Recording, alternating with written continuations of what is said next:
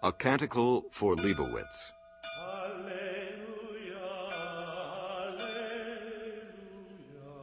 Part 8 of a series in 15 parts, adapted from a novel by Walter Miller, Jr.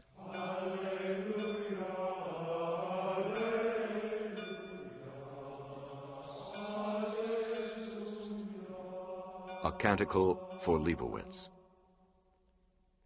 Here continues the chronicle, set down daily by the brethren of Isaac Edward Leibowitz, in their abbey in the desert of the southwest. Quote, "And it came to pass during the abbacy of Paulo de Pecos that a time of much change was at hand. In the world of secular power, nation conspired against nation.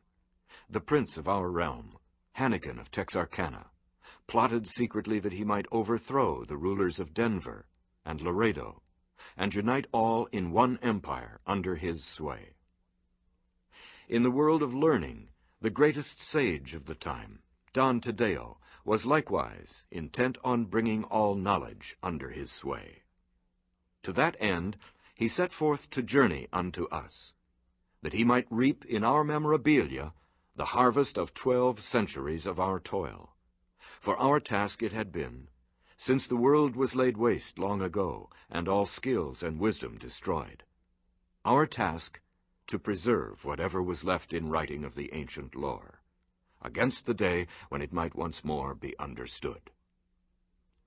Even in the world of religion, here in this community, there was change. For one of the brethren, Cornhoer by name, had fashioned a new method of making light, which he called electrical essence. Nevertheless, the old ways endured. Still the divine office was chanted daily, and still the holy rule observed. Still the prayers went up for the redemption of the world. And still, daily, a prayer more ancient yet went up in the desert nearby, from the lips of a hermit, Benjamin Eliezer, a Jew great in years, who prayed ever for the redemption of Israel. And there was between this hermit and our Lord Abbot, Paulo de Pecos, an abiding friendship." Unquote.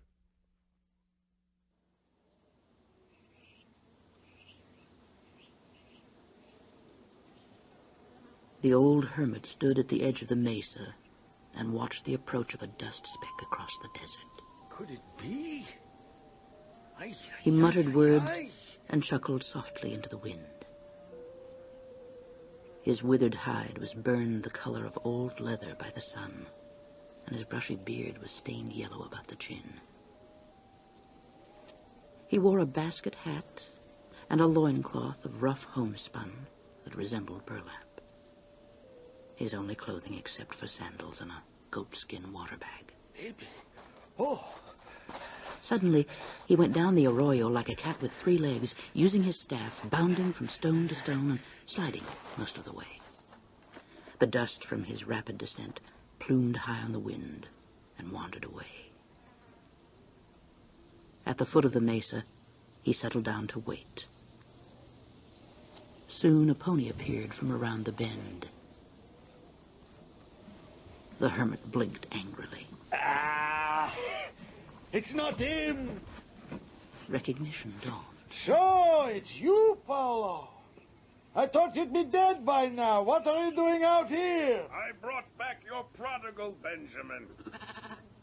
And I thought I'd pay you a visit. The animal belongs to the poet. He won it fairly in a game of chance, although he cheated miserably. Take it back to him and let me counsel you against meddling in worldly swindles that don't concern your good day. Benjamin, are you really going back up that hill without even saying a hello for an old friend? Hello. You needn't look so hurt. It's been 5 years since you troubled to come this way, old friend. No, Benjamin, I would have come. I have not been free. Well, Paulo, since you're here... It's good to see you, you old grump. Aye, a grump. Well, I'm getting cranky too, I guess, Paolo. The last century has been a trying one for me. I hear you've been throwing rocks at my novices who come hereabouts for their Lenten fast in the desert. Hmm? Can this be true? Only pebbles. Miserable old pretzel. Now, Paolo. One of them mistook me for a distant relative of mine, name of Leibowitz. He thought I'd been sent to deliver him a message. Or some of your other scalawags thought so. I don't want it to happen again, so I throw pebbles on him sometimes. Mistook you for whom? Saint Leibowitz? Now, Benjamin, you're going too far. Mistook me for a distant relative of mine, name of Leibowitz, so I throw pebbles at them. Saint Leibowitz has been dead a dozen centuries. How could you... Oh, now, Benjamin, don't start that tail wagging again. You haven't lived 12 centuries. Nonsense. I didn't say it happened 12 centuries ago. It was only 6 centuries ago, long after your saint was dead. That's why it was so preposterous. Of course, your novices were more devout in those days and more credulous. I think Francis was that one's name. Poor fellow. I buried him later. Told him in New Rome where to dig for him. That's how you got his carcass back. The abbot gaped at the old man as they walked through the mesquite toward the waterhole, leading the horse and the goat. Francis. Francis? Could that be the venerable Francis Gerard of Utah? Found the old fallout shelter in the village after a pilgrim told him where to look. About 6 centuries ago.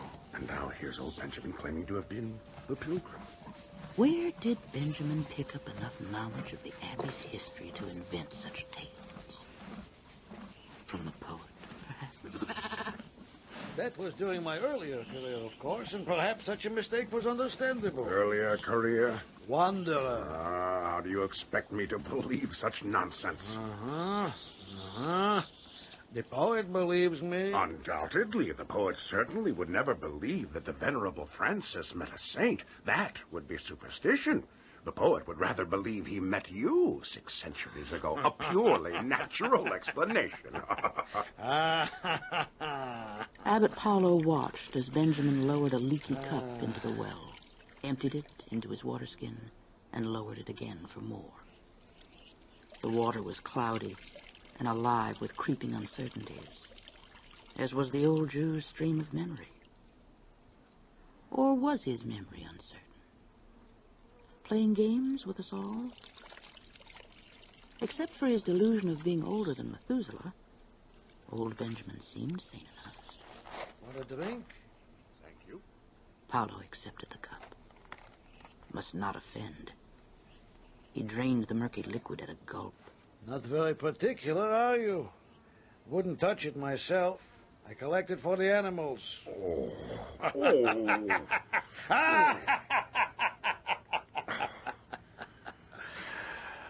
Oh, you've changed, Paolo. You've grown pale as cheese and wasted. I've been ill. You look ill. Come up to my shack if the climb won't tire you out. Oh, I'll be all right. I had a little trouble the other day, and our physician told me to rest. If an important guest weren't coming soon, I'd pay no attention. But he's coming, so I'm resting, and it's quite tiresome. Riding 10 miles across the desert is resting? For me, it's rest, and I've been wanting to see you, Benjamin. Oh, what will the villagers say? They'll think we've become reconciled, and that will spoil both our reputations. Our reputations never have amounted to much in the marketplace, now have they? True. For the present. Still waiting, old Jew. Certainly. The abbot found the climb tiring. Twice they stopped to rest. By the time they reached the mesa top, he was dizzy and leaning on the hermit for support. A dull fire burned in his chest, warning against further exertion. But there was none of the angry knot that had come before. This way, Paolo, to my mansion. It was a single room, windowless and stone-walled. Its rocks stacked loosely as a fence, with wide chinks through which the wind could blow. I'll get you some milk. You can tell me about this Don Tadeo who's worrying you. You've heard of Don Tadeo? Tell me, how is it you've always managed to know everything and everybody without stirring from this hill? One hears, one sees. Tell me, what do you think of him? I haven't seen him, but I suppose he will be a pain. A birth pain, perhaps, but a pain. Birth pain? You really believe we're going to have a new Renaissance, as some say? Uh-huh. Oh, now stop your smirking. I'll get you your milk. Tell me your opinion. You're bound to have one. You always do. Why is your confidence so hard to get? Aren't we friends? On some grounds. But we have our differences, you and I. What have our differences got to do with Don Tadeo and a Renaissance we'd both like to see? Tadeo is a secular scholar and rather remote from our differences. Differences, secular scholars. I have been called a secular scholar at various times by certain people, and sometimes you've staked me and stoned me and burned me for it. Here's your milk. Benjamin, now come on. I am Paolo. Torquemada is dead. I was born 70-odd years ago, and pretty soon I'll die. I have loved you, old man. And when you look at me, I wish you'd see Paulo of Pecos and no other. Sometimes, I forget. And sometimes you forget that Benjamin is only Benjamin and not all of Israel. Never for 32 centuries. Why? Why do you take the burden of a people and its past upon yourself alone? You fish in dark waters. Forgive me. The burden, it was pressed upon me by others. Should I refuse to take it? Drink your milk. Paolo drank. For a time there was no sound in the shanty but the sound of the wind. There was a touch of divinity in this madness, Paolo thought. The Jewish community was thinly scattered in these times.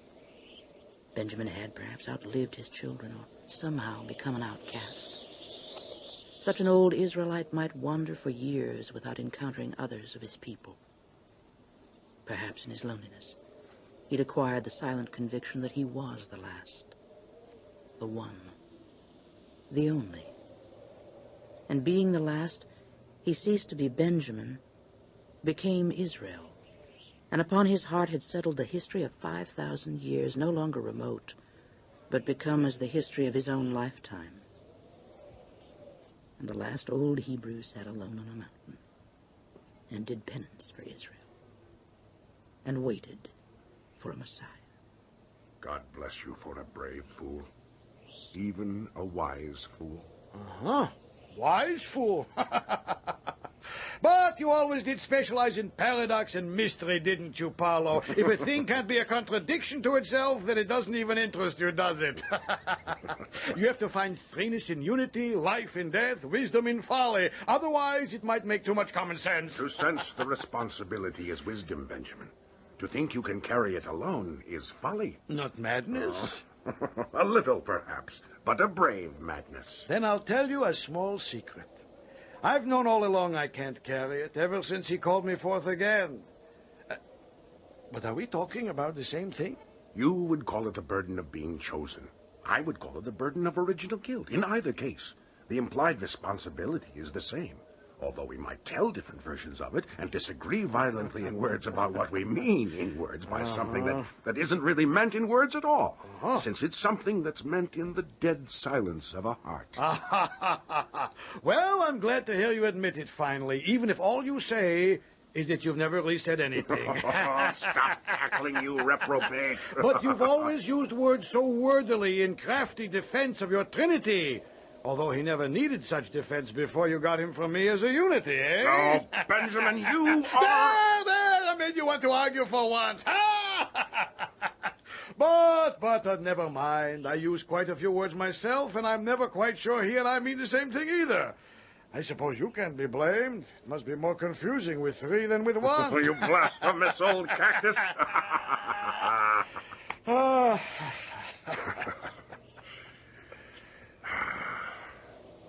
Now, I really want your opinion of Don Tadeo and whatever's brewing. Why seek the opinion of a poor old hermit? Because Benjamin Eleazar Bar Joshua, if all these years of waiting for one who isn't coming haven't taught you wisdom, at least they've made you shrewd. Insult me, rail at me, bait me, persecute me, but do you know what I'll say? You'll say, aha. No, I'll say he's already here. I caught a glimpse of him once. What? Who are you talking about? Don Tadeo? No. Moreover, I do not care to prophesy unless you tell me what's really bothering you, Polo. Well, it all started with Brother Cornhower's lamp. Lamp? Oh, yes, the poet mentioned it. He thought it wouldn't work. The poet was wrong. It worked. It worked then. Splendid. And that started what? Me wondering. How close are we to the brink of something? Or how close to a shore? Electrical essences in the basement. Do you realize how much things have changed in the past 2 centuries? Benjamin, just think. Since the flame deluge, the memorabilia has been our special province, Benjamin, and we've kept it. But now I sense the predicament of the shoemaker who tries to sell shoes in a village of shoemakers. It could be done if he makes a better shoe. I'm afraid the secular scholars are already beginning to claim such a method. Then go out of the shoemaking business before you're ruined. A possibility. It's unpleasant to think of it, though. For 12 centuries, we've been one little island in a very dark ocean, keeping the memorabilia. We've always been booklickers and memorizers, and it's hard to think the job's soon to be finished, soon to become unnecessary. I can't believe that somehow. So you try to best the other shoemakers by building strange contraptions in your basement? I must admit it looks that way. What will you do next to keep ahead of the seculars? Build a flying machine? Or revive the Machina Analytica? Or perhaps step over their heads and resort to metaphysics? You shame me, old Jew. You know we are monks first, and such things are for others to do. I wasn't shaming you. I see nothing inconsistent in monks building a flying machine, although it would be more like them to build a praying machine. Ah, wretch. I do my order a disservice by sharing a confidence with you. I have no sympathy for you. The books you stored away may be hoary with age, but they were written by children of the world, and they will be taken from you by children of the world, and you had no business meddling with them in the first place. Ah, now you care to prophesy. Not at all. Soon the sun will set. Is that prophecy? No, it's merely an assertion of faith in the consistency of events. The children of the world are consistent too. So I say they will soak up everything you can offer, take your job away from you, and then denounce you as a decrepit wreck. Finally, they'll ignore you entirely. It's your own fault. The book I gave you should have been enough for you. Now you'll just have to take the consequences for your meddling. But pay me no mind. I'll not venture to soothsay before I've seen this contraption of yours, or taken a look at this Don Tadeo, who begins to interest me, by the way. Wait until I've examined the entrails of the new era in better detail if you expect advice from me. Well, you won't see the lamp because you never come to the Abbey. It's your abominable cooking I object to. And you won't see Don Tadeo because he comes from the other direction. If you wait to examine the entrails of an era until after it's born, it's too late to prophesy its birth. Nonsense. Probing the womb of the future is bad for the child. I shall wait, and then I shall prophesy that it was born and that it wasn't what I'm waiting for. Oh, what a cheerful outlook. So what are you looking for? Oh, someone who shouted at me once. Shouted? Come forth! Oh, what rot. To tell you the truth, I don't much expect him to come. But I was told to wait, and I wait. Paolo, bring this Don Tadeo past the foot of the mesa. Accoster of pilgrims, molester of novices. I shall send you the poet, and may he descend upon you and rest forever. Bring the Don past your lair? What an outrage! Very well. Forget I asked. But let's hope this Don will be on our side and not with the others this time. Others, Benjamin? Manasseh, Cyrus, Nebuchadnezzar, Pharaoh, Caesar, our own King Hannigan. Need I go on? Samuel warned us against them, then gave us one. When they have a few wise men chained nearby to counsel them, they become more dangerous than ever. That's all the advice I'll give you. Well, Benjamin, I've had enough of you now to last me another 5 years. So... Insult me, rail at me, bait me! Oh, stop it. I'm leaving, old man. It's late. So? And how is the ecclesiastical belly fixed for the ride? My stomach. Huh? It's a mess, of course. How else would it be after listening to you? True, true. El Shaddai is merciful, but he is also just. Godspeed, old man. After Brother Cornhower reinvents the flying machine, I'll send up some novices to drop some rocks on you. They embraced affectionately. Oh, God with you, God. The old Jew led him to the edge of the mesa. Benjamin stood wrapped in a prayer shawl, its fine fabric contrasting with the rough burlap of his loincloth, while the abbot climbed down to the trail and rode back toward the abbey. Paolo could still see him standing there at sundown, his spindly figure silhouetted against the twilight sky. Be mindful, O Lord, of all thy servants, and may he fondly win the poet's glass eye at Mumley Peg. Amen.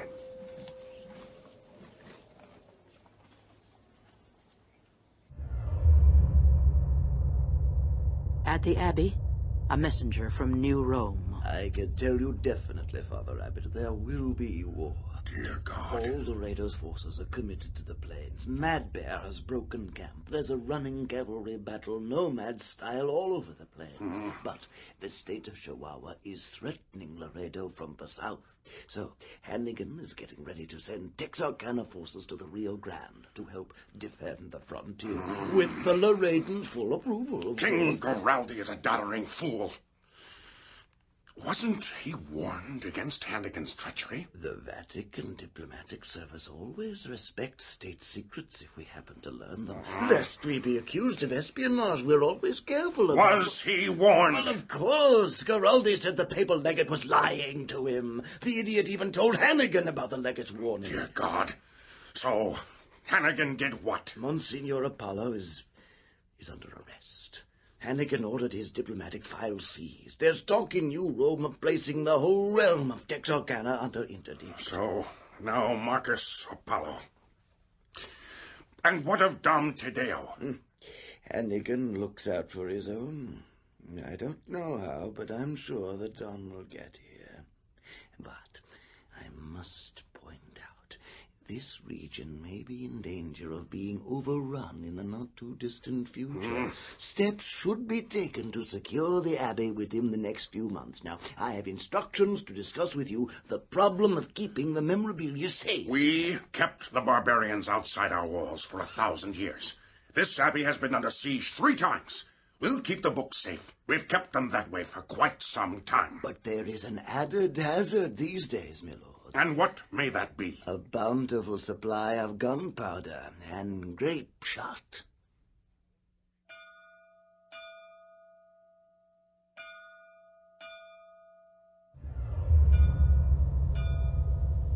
On the Feast of St. Bernard, the watchtower reported seeing a thin and distant dust trail.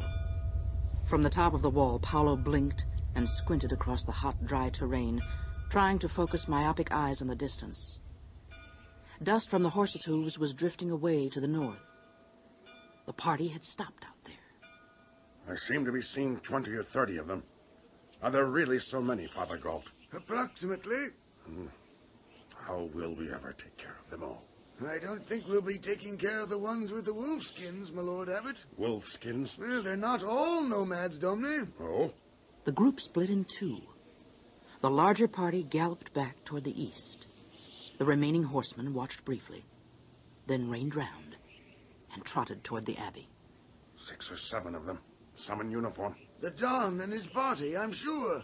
Well, I'd better go welcome them, Father. By the time Abbot Paolo had come down from the wall, the travelers had reined up just outside the courtyard. A horseman detached himself from the others, trotted forward, dismounted, and presented his papers. Bowing slightly, Paolo greeted him. Welcome in the name of St. Leibowitz, Don Tadeo. Welcome in the name of his abbey, in the name of 40 generations who've waited for you to come. Be at home, we serve you.